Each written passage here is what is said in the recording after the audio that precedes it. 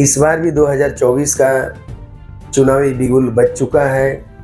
भारत निर्वाचन आयोग द्वारा चुनाव की तिथि निर्धारित की गई है। 7 चरणों में चुनाव होना है और झारखंड में भी चुनाव का कोई प्रत्याशी कुछ लोग अभी भी लंबित है और कुछ पार्टियां प्रत्याशियों का भी घोषणा कर चुका है।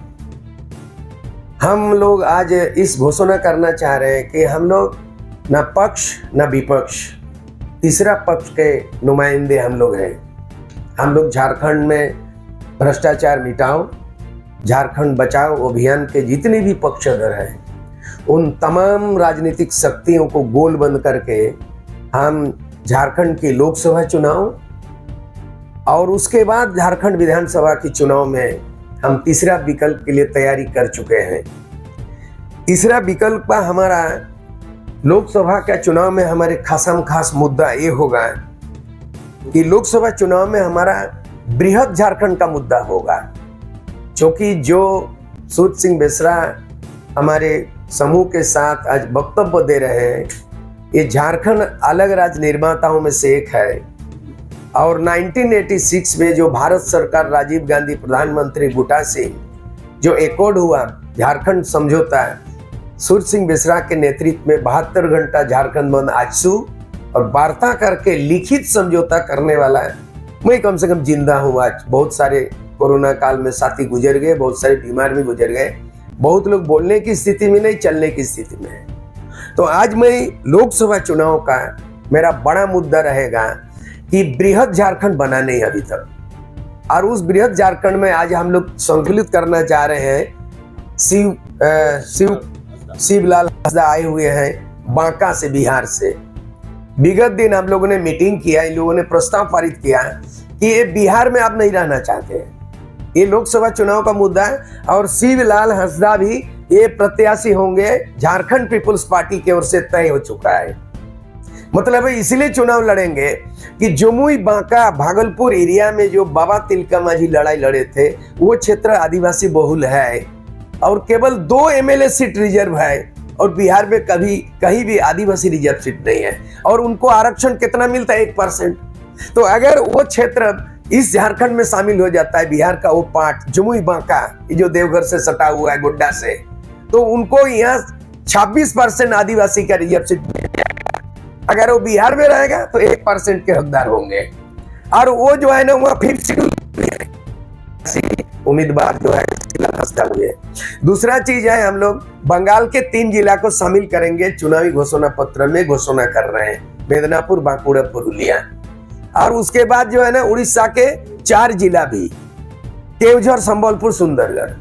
दूसरा चीज है कि राष्ट्रीय मुद्दा हमारा एक चीज है, हम भारतीय जनता पार्टी के विरोधी के रूप में उतरेंगे कि भारतीय जनता पार्टी का जो कर रहे हैं, जैसे अभी जो समान नागरिकता का संहिता की बात कर रहे हैं, अभी एक नया कानून एक जोड़ दिए हैं। हम लोग उस नियम के तहत हम लोगों को ऐसा डर लगता है कि उसमें आदिवासियत की जो पहचान है वो मटिया मीट हो जाएगा, और हम विरोध उसको कर रहे हैं। बीजेपी, भारतीय जनता पार्टी को इस चुनावी मुद्दा होगा कि हमारा धर्म कोड उन्होंने नहीं दिया।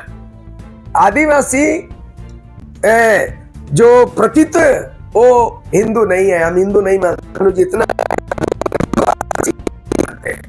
हमारा डिमांड था, हमारा धर्म कोड देना चाहिए। भारत के संविधान में अनुच्छेद 25 में प्रावधान है धार्मिक स्वतंत्रता, और धार्मिक स्वतंत्रता में भारत में 6 धर्म को मान्यता दिया गया है।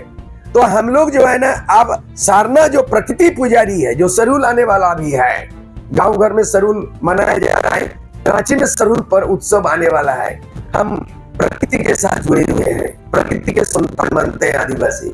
तो भारतीय जनता पार्टी ने हम लोगों को धार्मिक पहचान नहीं दिया, हमारा चुनावी मुद्दा होगा। दूसरा चीज है, भ्रष्टाचार का बहुत बड़ा मुद्दा होगा। हम लोग ये कहेंगे कि ईडी का जो कार्रवाई है और सीबीआई का और इनकम टैक्स का, ये एक तरफा क्यों होगा? हम लोग इसका जो है ना, जो भ्रष्टाचार है उसका समर्थक नहीं है। अगर हेमंत सोरेन भ्रष्टाचार किया हुआ, कानूनी कार्रवाई किया जाए, फैसला अदालत देगी। अगर आम आदमी पार्टी का अरविंद केजरीवाल उसी शराब घोटाला में गिरफ्तार हो गया है।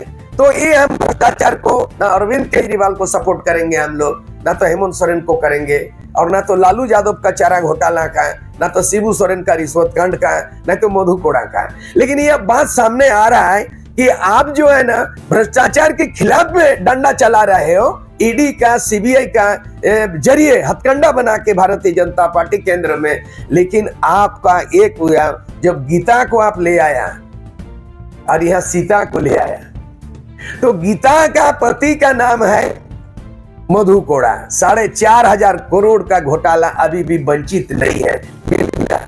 तो भारतीय जनता पार्टी के लिए बहुत बड़ा सबक हम लोग देंगे और जनता के बीच में ले जाएंगे कि मधु कोड़ा 4,500 करोड़ घोटाला करके उनका मुख्यमंत्री पद, उन्हीं के धर्मपत्नी गीता कोड़ा को आप कांग्रेस के सिटिंग एमपी को आप जिस तरह से सीता का हरण होता था तो गीता का हरण किया, तो गीता के साथ साथ अभी सीता का भी हरण करेंगे। और सीता का मामला जो है लोकसभा चुनाव में उनके आरोप में 50 लाख रुपया आरोपित है और उनको गिरफ्तार 7 महीना जेल में रह चुकी है। गीता सोरेन हाईकोर्ट के आदेश से उनको 50 लाख रुपया उन पे सीबीआई पकड़ा हुआ है। तो मतलब कि भारतीय जनता पार्टी में के तरफ में जो जाएंगे उनके चश्मा में भ्रष्टाचार नहीं दिखता है, और अगर भारतीय जनता पार्टी के विपक्ष में भ्रष्टाचार दिखाई देता है तो उनको सब भ्रष्टाचार दिखाई देता है। ये उजागर हम लोग लोकसभा में करने वाले हैं। तो हम लोग इस तरह से भ्रष्टाचार के खिलाफ हम लोग तीसरा मोर्चा गठन कर चुके हैं। कई नाम आया है इस बीच में, तो अभी जो एक पहला नाम था हम लोगों का जिसमें झारखंडी खतियानी मोर्चा JKM, उसके बाद कई नाम आया, झारखंड समन्वय समिति नाम आया। अभी हम लोग आज घोषणा करने जा रहे हैं, हम लोग का नया नाम होगा, तीसरा मोर्चा का नाम है जनमत नाम होगा। उसका इस तरह शॉर्ट फॉर्म है झारखंड नवनिर्माण महासभा तीसरा मोर्चा। इसका शॉर्ट फॉर्म में जनमत नाम दिया है।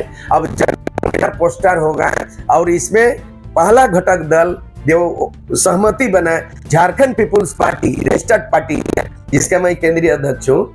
और उसके बाद जो है ना झारखंड मुक्ति मोर्चा उलगुलान, जिसका अध्यक्ष है किस्सा माडी, उनको हम लोग घोषणा कर चुके हैं। वो जहां से गीता कोड़ा दल बदलू किया है वहां से इस जनमत से उम्मीदवार खड़ा होंगे। उम्मीदवार डिक्लेयर हो चुका है पूर्व सांसद किस्सा माडी।